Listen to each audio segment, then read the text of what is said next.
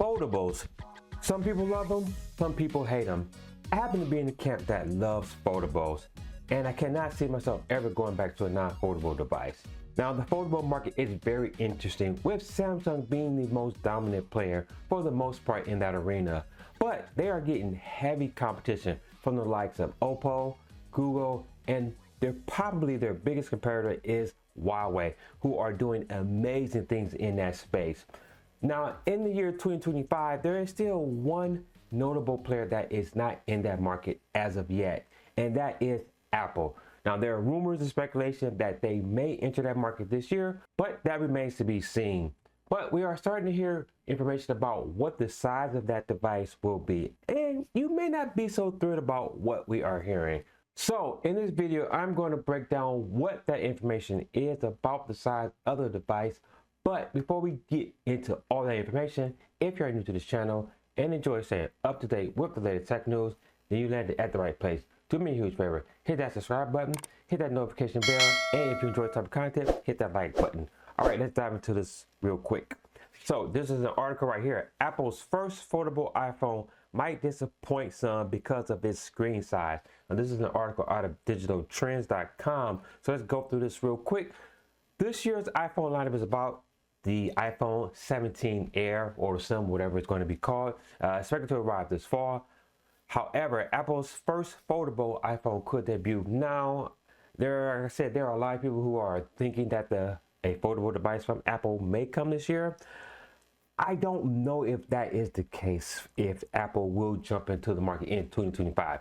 I have serious doubts about that, but I could be proven wrong. But I do have my doubts that they will actually enter the market in 2025, but we'll see.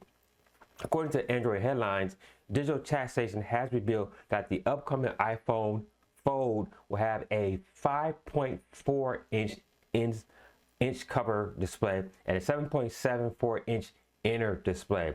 If correct, this would make it Apple's smallest non-iPhone since the iPhone SE back and the iPhone 8 Plus back in 2017. Now, first off, you hear those numbers, you think those numbers are incredibly small compared to a lot of the other foldables what we have on the market right now, if these rumors are to be believed. But let's take a look by comparison how it compares to like the iPhone 16. So the iPhone 16 itself features a 6.1 inch display. So again, it's still smaller than that. And obviously, as we go up to the Pro, which is a 6.3 inch, and then a Plus 6.7, the Pro Max is 6.9 inch. So clearly, the cover display on the foldable phone, if that is to be believed, will be much smaller compared to the rest of the Apple lineup.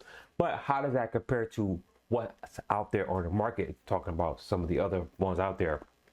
The Z Fold 7 and Galaxy Pixel 9 Pro Fold features a 6.3 inch cover displays, while the OnePlus One Open has a 6.31 inch cover display. So again, much smaller than those phones out there compared to the Samsung and from the Google and from the Oppo out there. So not sure what Apple's thought process is about that. If these rumors, again, I'm going to keep saying it, if these rumors are to be believed, I'm not sure why they would decide to go so small. They had to have a reason behind it if this is true.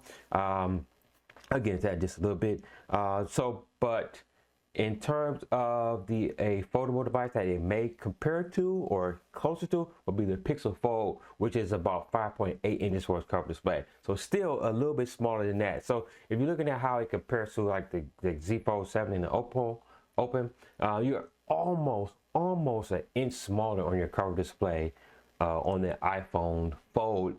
Again, if these rumors do come true. Now, the first iPhone Fold could also have one of the smallest inner displays, again at 7.74 inches. Again, that would be smaller than the 8-inch screen found on the Pixel 9 Pro Fold, for example. So a lot smaller than what we were probably hoping for. So the inner display was about 1/4 inch smaller compared to the Pixel Fold Pro. But then if you look at something like the Z Fold 7 and Oppo, so it's going to actually be a little bit smaller than that. So again, not sure what Apple is thinking and why. I guess if I was just to try to do a guess and think, and maybe it has to do something with maybe the mechanics of the foldable screen itself, maybe going a little bit smaller for the inner display will allow them to probably get rid of the crease entirely. I think that's obviously that is one of the main reasons why Apple hasn't entered the market, is they want to get that fold. And we've seen patents about some of their foldable tech. I believe they want to get that fold very perfect as possible. They probably want to eliminate as much of that crease as possible. That would just be my guess. Again, I have no inside information. I haven't heard any inside information about why it would be that small or what they're working on, but that would just be my guess. I could be totally way off base, but you guys can let me know down in the comment section. What do you think? Why do you think that they're going to make it smaller? Is it to cut down costs? Is it for technical reasons? Just let me know down in the comment section. I'd love to see what you guys think about that down there. Also, just let me know, even if it does come out at this size, if you're an Apple person, would this be something you still would be excited for? Just let me know down in the comment section.